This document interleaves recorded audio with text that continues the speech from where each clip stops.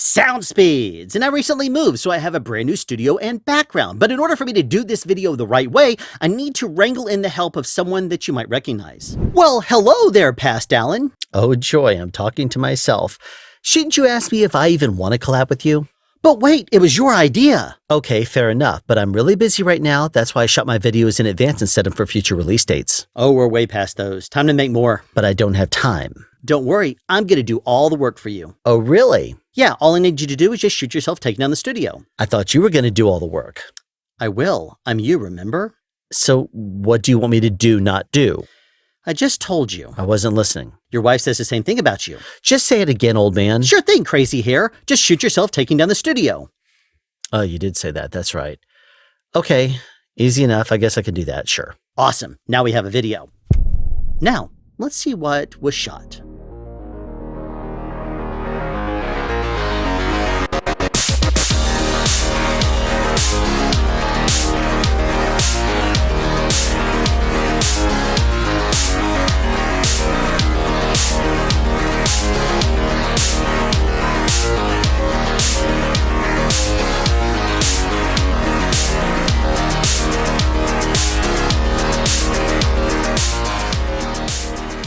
It was at this time that I realized I didn't want to use this background anymore. So I'm going to do something new at the new studio. Being completely honest, I wasn't expecting that because I made one big design flaw. I knew that the three walls on the inside of the background were going to be acoustic treated with the insole quills, the audio mute blanket, and the hardware cloth. What I failed to consider is that when it folds upon itself, it is double thick there.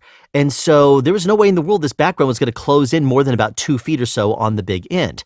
And that meant it was going to be a lot more difficult to get through doors. Now, at this point of the video, I realized that it wasn't going to happen. So I took the hinges out and tried to collapse it all the way. When I did that, the entire structure really started to fall apart, and I realized that there was no way in the world I was going to get it back together, even if it could get out the door the way it was. So at this point, we had the junk collectors coming by to collect up all of our, basically excess junk we decided to get rid of when we were moving. And at that point, I said, you know what, take that as well. And it was so heavy, they were not able to take it out in one big piece. And also, it would not fit through the door. So they had to cut it into 3 different sections of each one of the faces. And even then, they were cursing my name because it was very heavy. So yeah, when it comes down to actually making a new background for the new studio here, I decided I wanted it to be something that could be reusable. I wanted it to be reusable for 2 reasons. 1, less waste. I don't want to end up having so much stuff go just to a landfill someplace. And second of all, it would be nice to be able to reuse it because I spent over $1,000 on the old studio and I have nothing to show for it except for about, less than 2 years of videos. So I'd like to be able to use something like this if it's going to be effective in the long run going forward. If you watch my Atom Audio upgrade video, you know the space I'm dealing with here. About 15 feet on this wall and about 4.5 feet on this wall. And it opens on this side to a hallway that goes to the bathroom and closet. So I don't want to block that off with this semi-permanent structure that hinges open. But how can I make something that's structurally sound and still going to sound good without blocking that background? Considering the hard surfaces that are in front of me that I cannot acoustically treat and are eye level no less, the Atom Audio A7s, the computer monitor, I'm going to have to compensate for it in pretty much every other angle of this particular studio environment. And so what I was going to do is build up everything tall and completely around me. Now I don't have to worry about the bass nearly as much as I do the mids and highs because the bass is going to dissipate by the time it goes out and some of it's going to be absorbed by this chair regardless. But the mids and highs are going to be bouncing off at angles off of my computer monitor and the Atom Audio A7s, so that's going to go off this direction and hit my background. So that's part of the design of having it slightly more in the corner. Now, I could have designed a background where I put the camera here and go square onto my background like I did before, but then I run into the issue of shooting off my background on this side. Don't want to do that, so I decided pretty quickly that if I came around a little bit on more of an angle, I could shoot more into the corner. This corner seam is going to be somewhat covered up by my chair and a little bit by me, and otherwise it's going to be pretty much, the same on both sides. And that's going to give you a little bit more leeway here on either side to deal with. Plus, my voice in the mids and highs are going to be reflecting off the computer monitor and going that direction along with the Atom Audios. Before starting this channel, I had decided on a big oversized work desk, and let that be represented with this right here. Imagine a desk that's 2.5 feet wide, and I'm sitting down at the end here, and the desk is 8 feet deep. So my background wrapped around here, and I sat here with only about 22 inches of space actually used in front of me, and the rest of this was ideally going to be used for soldering or something else that I was working on, the Sonic testing series, which was short-lived, or soldering or whatever I wanted to do. But the problem was this was too long of a desk and did not allow me to actually do anything with it because I constantly filled it up with things. So what I decided to do is change things up with the new studio and get a smaller desk. So this desk here is 2 feet deep. Remember, I only needed 22 inches and it's 4 feet wide. So now I have more space and it also matches the background here. But the desk I decided to choose before and in this time, I did not want to just choose a traditional desk that has all these things for my knees to hit. I want legroom. So I decided on the Iceberg Max Legroom series. It's got very thin but strong supports. It can hold like 1,000 pounds or something crazy.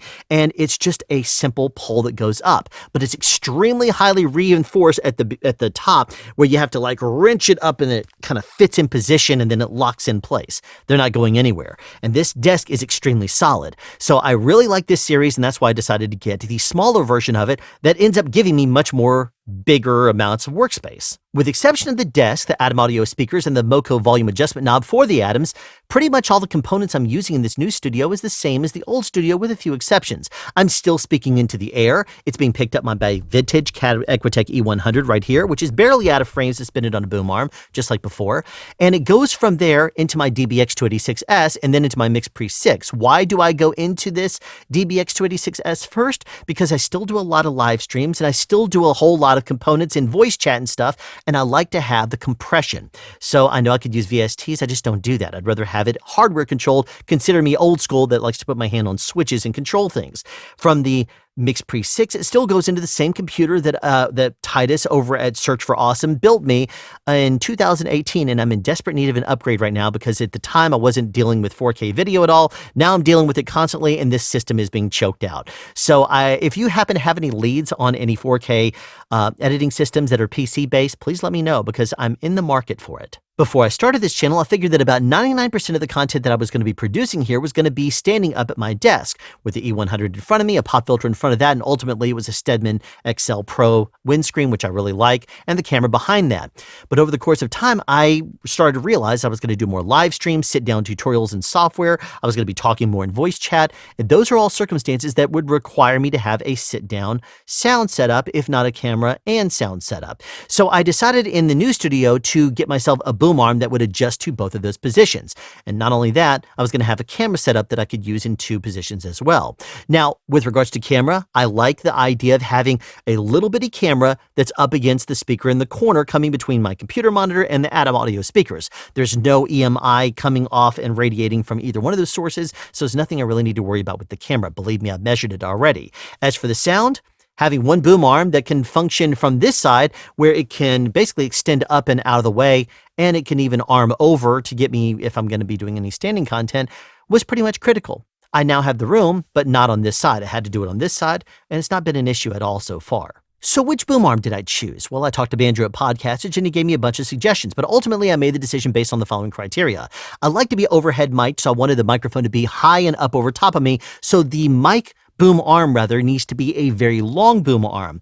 And therefore, coming up from underneath and stuff, like on some of the models, wasn't going to be an option. I don't want it in the frame. I like to be able to talk with my hands and imagine a boom operator that likes to be overhead mic'd. So having a long boom arm that has plenty of length for me to be able to get it up and out of frame is very critical. And I knew that I wanted to have a very smooth action and be quiet. And ultimately, I decided on the Heil PL2T.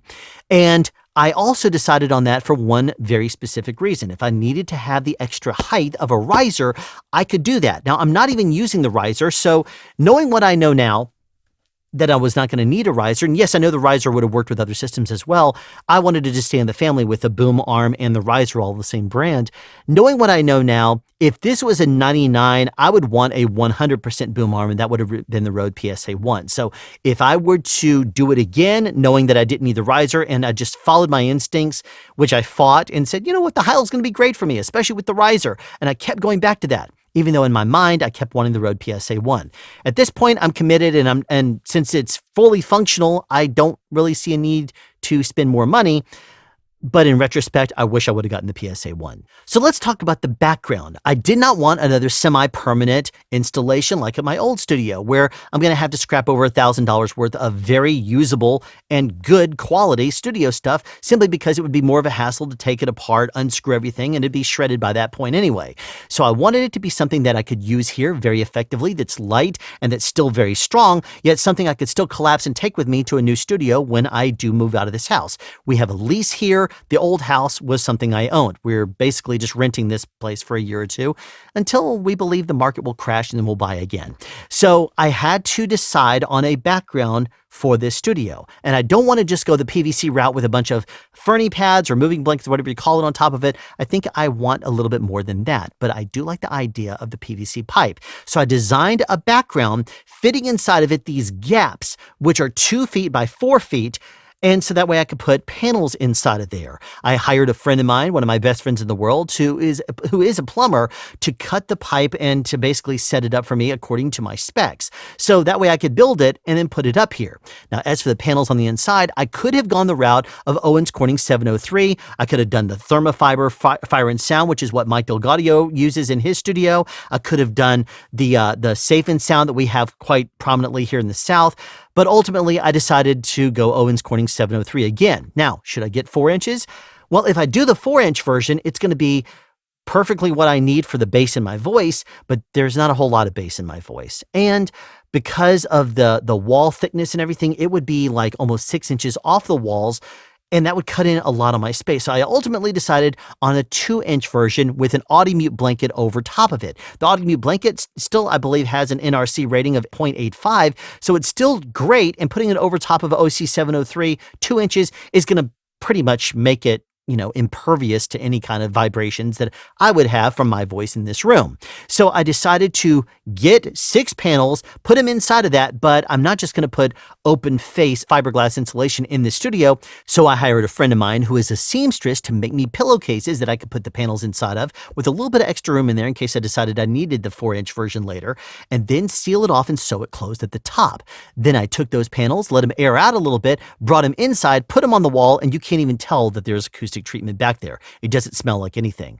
Not that my nose is any good, but my wife, who has a very, very good nose, hasn't complained at all. Now, those panels are back here, but then what do I put over top of it? Just a simple layer of something like muslin?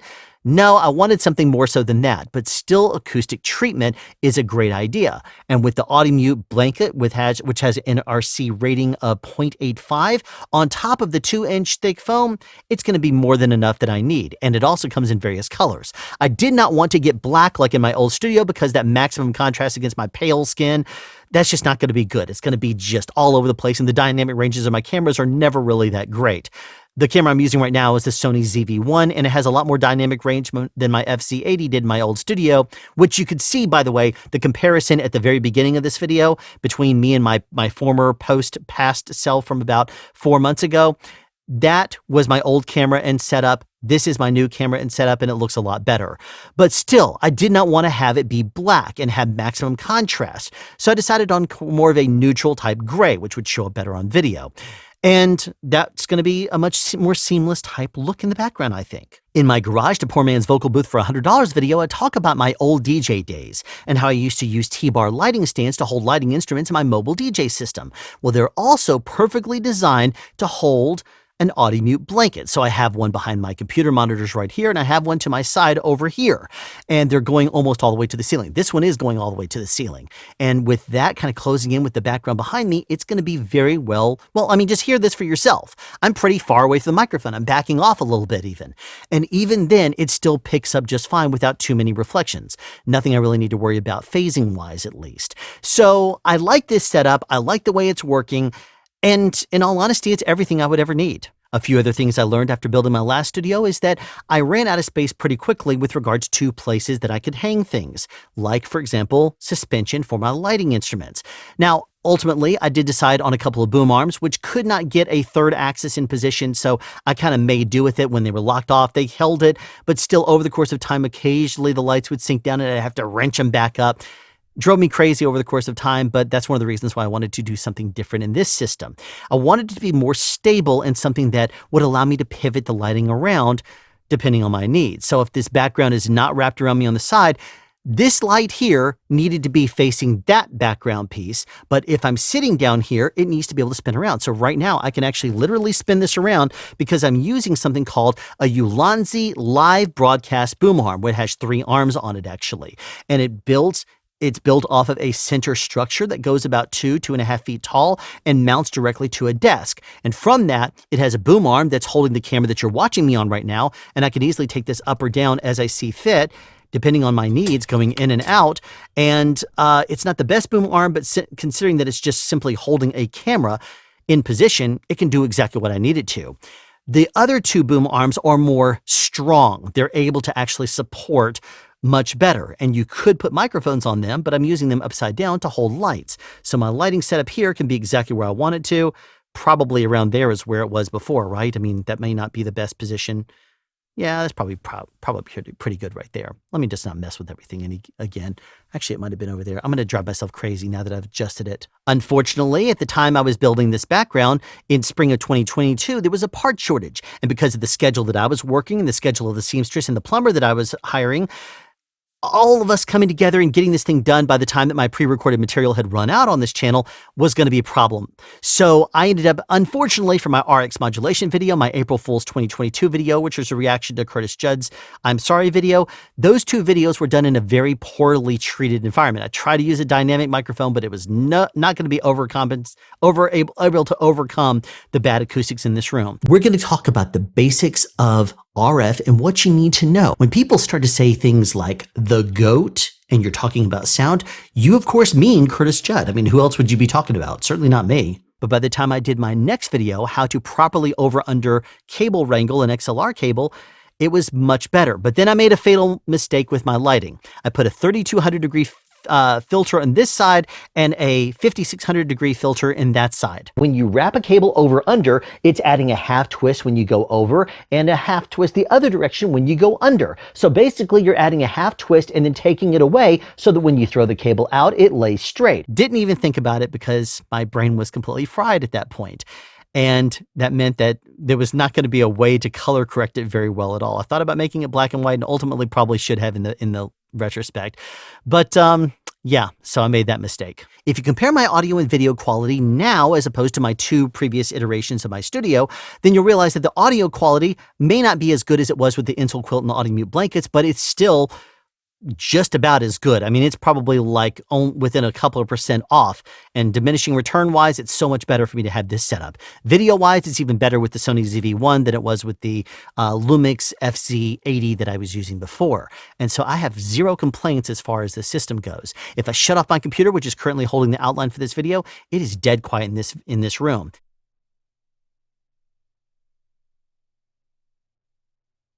It is completely dead quiet. I mean, it's like nothing here. It's really great.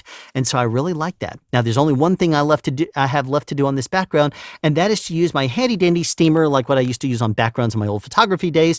But aside from that, that's all I have left to do on this system. But that is my studio upgrade for the 3rd studio that I produce here on SoundSpeeds. Thanks for tuning in this episode of SoundSpeeds, and be sure to tune in the future for more whatever in the world I have to do, coming up with sound and doing upgrades and whatever else, and of course, sound advice.